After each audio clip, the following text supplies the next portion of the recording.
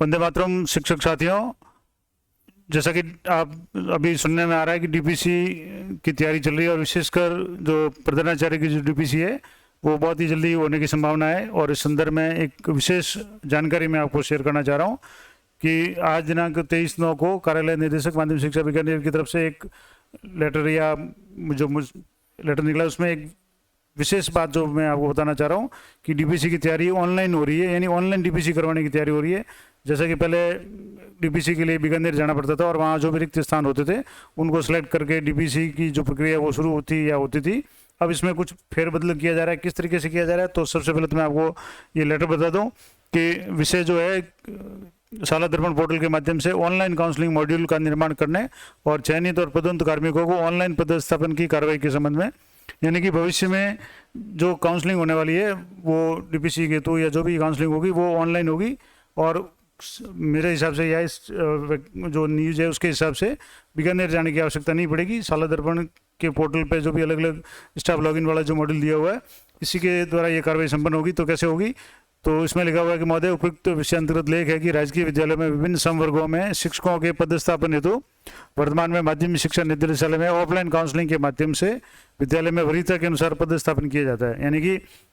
जैसे प्रिंसिपल की हो या व्याख्याता की जब भी काउंसलिंग होती है तो उन्हें बीकानेर बुलाया जाता है और मेरिट के अनुसार उनको निश्चित जो भी रूम वगैरह वहाँ बुला करके उनकी चॉइस है, वो जो भी चॉइस उनके वैकेंट होती है उनमें से उनको भरने के लिए कहा जाता है और उसी के अनुसार हाथों हाथ उनको चॉइस दी जाती है और उसके बाद में आदेश निकाले जाते हैं। अब इस प्रक्रिया में ये तो समस्त चयनित या पदोन्नत होने वाले आशार्थियों को माध्यमिक शिक्षा निदेशालय में उपस्थित होना पड़ता है और वरीयता के अनुसार विद्यालय को चयन करना होता है। अब इसमें विभागीय पदोन्नति समिति से चयन उपरांत राजकीय विद्यालय में पदस्थापन की उपयुक्त प्रक्रिया को ऑनलाइन किया जाना प्रस्तावित है। यानी कि अब ये जो प्रक्रिया ऑफलाइन होती थी, यानी बीकानेर जाने का जो भी प्रोसेस होता था, अब उसको ऑनलाइन करने का प्रस्ताव है और इस हेतु शाला दर्पण पोर्टल पर ऑनलाइन काउंसलिंग मॉड्यूल का निर्माण किया जाना भी प्रस्तावित है। यानी कि शाला दर्पण पे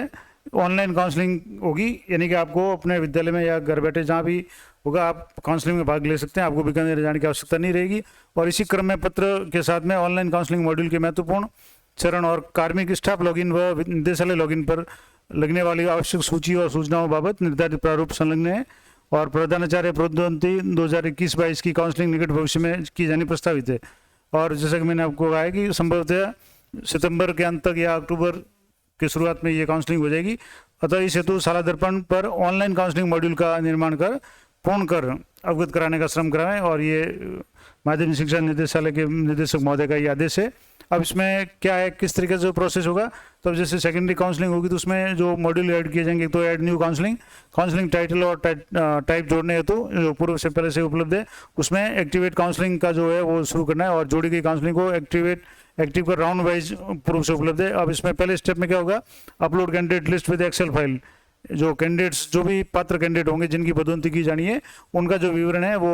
एक्सेल की फाइल के रूप में अपलोड किया जाएगा। और उसके बाद में उसमें क्रम संख्या होगी, काउंसलिंग का मेरिट क्रमांक होगा, वरिष्ठता क्रमांक होगा, एम्प्लॉय आईडी होगी, स्टाफ आईडी होगी, नाम होगा, वर्तमान पदस्थापन होगा और चयन वर्ग कैटेगरी जो भी होगी, प्रथम नियुक्ति तिथि और कोई विशेष विवरण होगा तो वो इसमें सारी डिटेल हो जाएगी।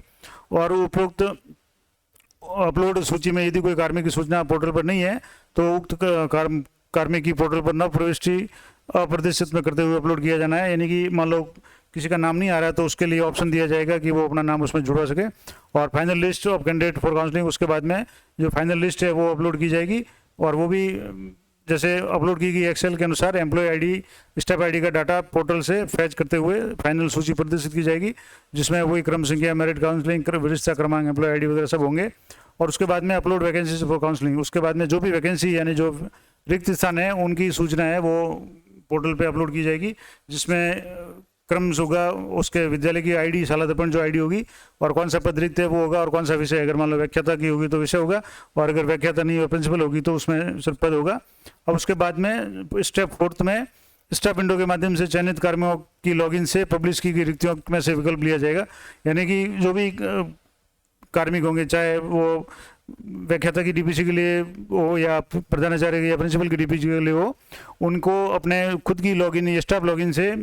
जो भी रिक्तियाँ दी हुई है उनमें से आपको विकल्प सेलेक्ट करना पड़ेगा। उसके बाद में ओटीपी के द्वारा लॉक किया जाएगा, यानी कि सहमति ली जाएगी कि आप इसमें भाग लेने की सहमत है और उसके लिए ओटीपी द्वारा ये चॉइस है वो लॉक की जाएगी। और ये सारी प्रक्रिया है वो स्टाफ विंडो के माध्यम से की जाएगी और कार्मिक उनके स्टाफ लॉगिन पर विद्यालय विकल्प चयन की प्रक्रिया एक्टिवेट हो जाएगी। यानी कि कार्मिक को स्टाफ लॉगिन में कौन कौन से विद्यालय में नियुक्ति चाहते हैं वो अपनी वरीयता के अनुसार उनको सिलेक्ट करना पड़ेगा और निर्धारित नियम के अनुसार रिक्तियों में से चयन का विकल्प होगा। जैसा कि अभी जैसे बीएससीसी या पीटीटी में जो भी चॉइस भरी जाती है उसमें काउंसलिंग के लिए, जिसमें आपको अपनी अपनी वरीयता देनी पड़ती है और उसमें मेरिट के आधार पे आपका जो भी चॉइस है वो मिल जाती है, उसी तरह का जो लगभग प्रोसीजर है वो अभी काउंसलिंग में भी किया जाना प्रस्तावित है। और इसके अलावा